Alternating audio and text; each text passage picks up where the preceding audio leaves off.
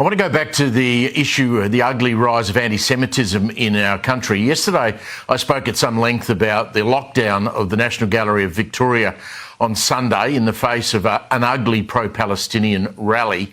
A lot of critics of that, and the Victorian government's been dragged and kicking and screaming to say it shouldn't have happened. Well, it looks like it's going to be Sydney's turn this weekend. Now, New South Wales Premier Chris Minns, unlike some of his other state Labor counterparts, I think he's shown pretty good leadership. And that was evident yesterday when he said in regard to a march on the Sydney Harbour Bridge, categorically no to a planned Palestine rally where they wanted to march across the Sydney Harbour Bridge on Sunday.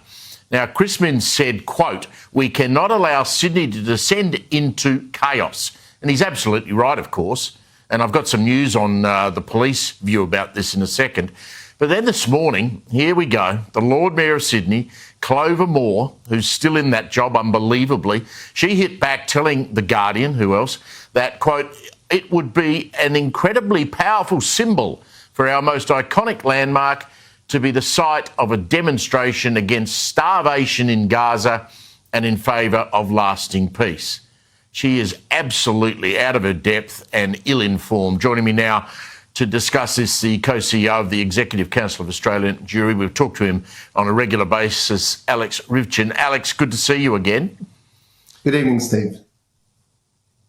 I'll get on to Clover Moore in a moment, but, I mean, the Premier said, no, this is not going to happen, but he left it up to the New South Wales Police as to whether they would issue a permit, because in your state, you have to have a permit to have one of these marches, unlike in Victoria, who won't even do that.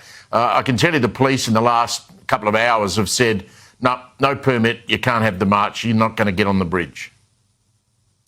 Well, look, common sense prevails, and there is obviously a right to peaceful protest in this country. But these protesters, these particular brand of activists, think that it's unlimited right for them to do whatever they want to do.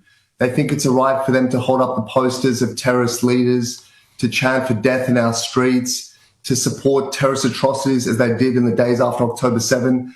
And they think they have the right to shut down one of the main landmarks in the country and block traffic on the weekend for tens of thousands of people who just want to go about their lives. They are so obnoxious and they are so extreme in their mentality. They need to be stopped. And fortunately, sense has prevailed in this case, and the police have done what's right.